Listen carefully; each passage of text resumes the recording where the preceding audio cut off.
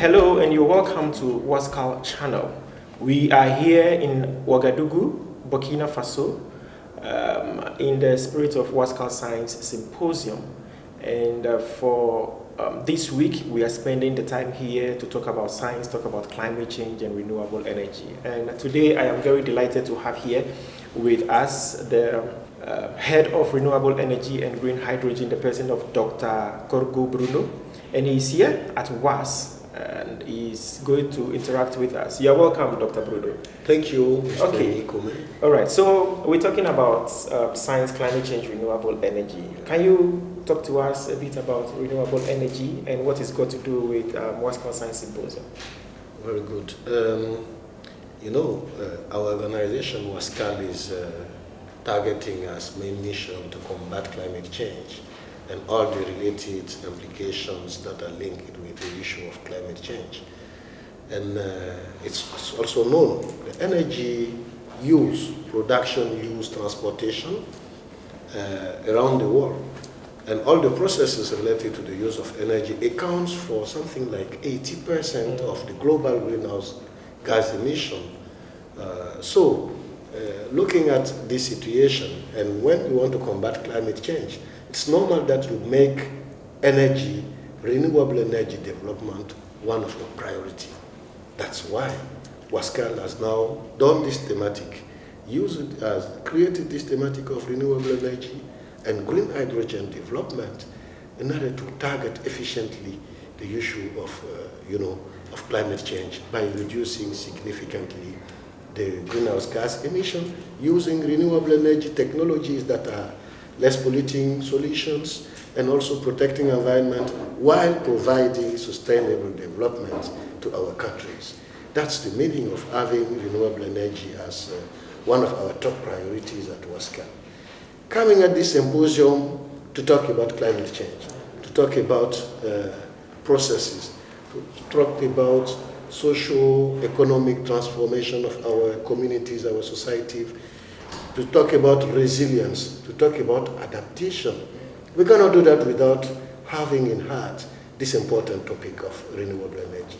So this kind of symposium, that is really a kind of summary of 10 years activities of WASCAL in combating climate change and developing scientific research, bringing innovation to the region, supporting policymakers.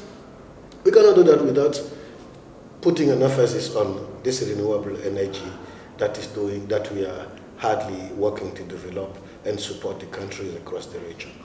Okay, so you have really emphasized on the importance of renewable energy, and of course, if we are to win this battle against climate change, we're talking about energy, we're talking about fossil fuels and all the energies that are used that are compounding the problems of climate change. And we are at a phase where we're talking about energy transition from fossil fuels to clean energy to renewable and an affordable energy.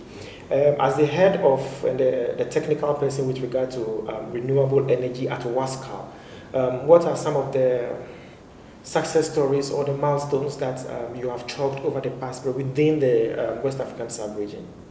Yes, we have done, our vision is to provide technologies, to build capacities, and also support all the enabling conditions that will allow us to use the huge renewable energy potential and resource we have in our region to provide electricity, to provide energy service to our population.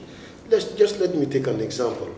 The solar resource we have in our countries here, the wind, the biomass resource, is enough to cover many times our needs, but we are the ones who are suffering from we are missing electricity. So what we are doing is to demonstrate technologies, to demonstrate models, and also bring innovation. I take example of this issue of green hydrogen. This is something that is today, according to many specialists and analysis, by looking at the global work of around the world, green hydrogen is something that is perceived to be the future of energy. Sure. So what we are doing with WASCAL, we are anticipating this situation to prepare our ECOWAS member countries to enter in this coming technology. So for this, for example, let me take you to three of some of our action we did. Sure. For example, we have started by developing a scientific project to assess our potential, our ability to produce green hydrogen in the region. This first step has been successful because it has been demonstrated that we have a huge potential and we are competitive when we look at the global market of green hydrogen if we enter in this. So after this conclusion, we started by building capacities in the region, because how can we develop if we don't have some people who are able to design, understand processes, and run projects? So we have started it by launching an international master program on green hydrogen and energy. They're actually at the second year of the training, and it's going perfectly well. It's 60 people that we will give to all the 15 countries of the region to prepare them to build capacity to, start developing this thing. In parallel, how can we develop if we don't have the appropriate policy? So what WASCAL did, we are supporting all the 15 ECOWAS region by a strong partnership between us and ECOWAS through the ECOWAS agency in charge of renewable energy and energy efficiency, that is called ECRE. We are partnering with them to develop a policy for the region.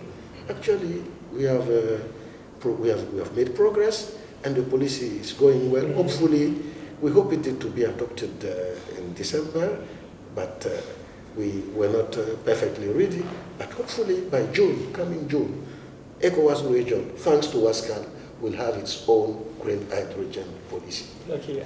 Your final words. Now we are looking at meeting the UN Sustainable Development Goal 7 on renewable energy, and you are the man in charge at WASCAL. Do you think there is any hope for the next 7 years in achieving this Sustainable Development Goal, and the role WASCAL continues to play in achieving that?